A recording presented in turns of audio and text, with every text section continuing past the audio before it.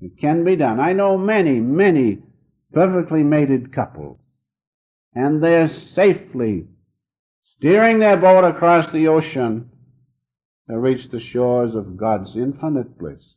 Because isn't He in each one of us? Isn't He in the husband? Isn't He in the wife? How did we have one another except for Him? Let us realize that simple thing. Get down to earth. Cut out acting all the time and be normal human beings and give God the credit. It will take away this false sense of marriage, which is not good.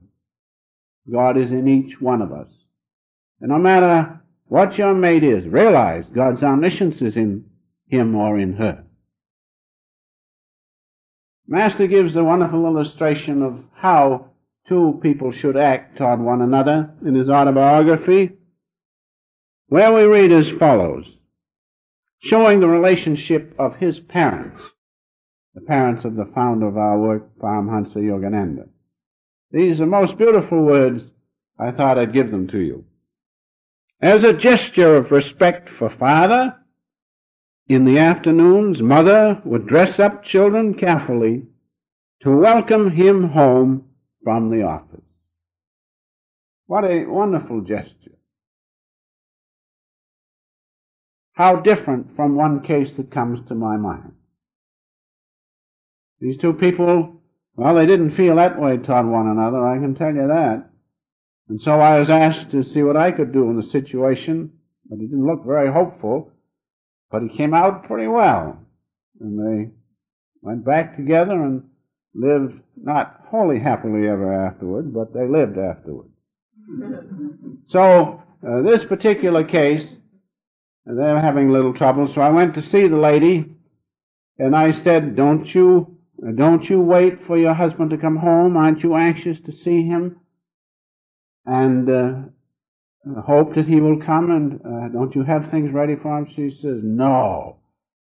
She says, when I hear the automobile start up the hill, she says, I get all jittery. And when he comes up the back stairs, he comes into the kitchen, she says, I could take the chair and smash it over his head.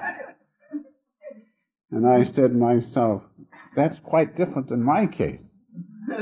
So I felt pretty good.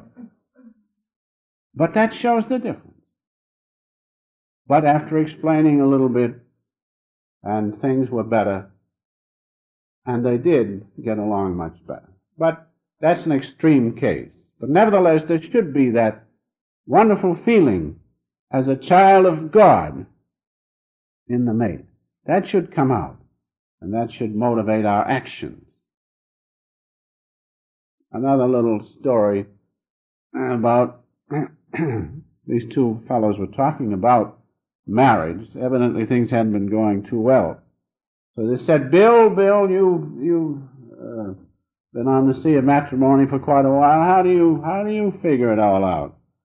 Well, Bill thought a little bit, was quiet. Suddenly said, well, he said, sometimes I wish I'd missed the boat.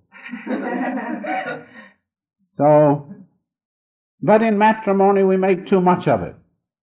I read in the paper about this one going to be married and that one going to be married and the guests that are coming and all the things they're going to do.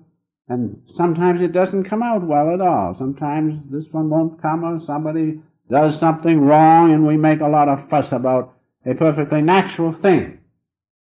Like the not too intelligent young man who had to jump over a stream. And so he figured that this was quite a wide stream. So he figured to jump over a wide stream you'd have to get quite a running start. So he went back a half a mile to start. And he came tearing along, running and puffing, and by the time he got to the stream, he was all done up, and he fell in. So with these things of life.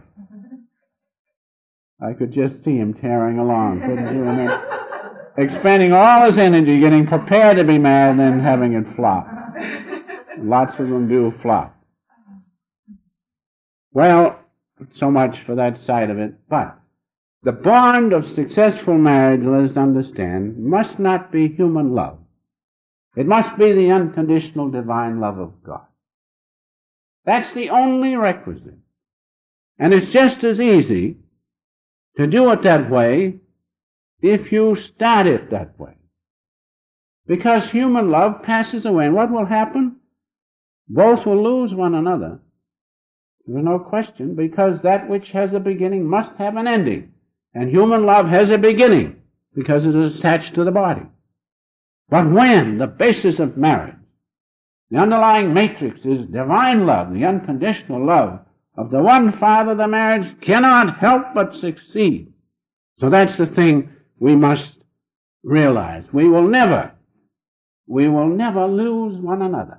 Now those of you who are married, just married, or going to be married, realize that one thing, that unless you put your marriage on the basis of unconditional divine love, you're going to lose one another. You cannot help it.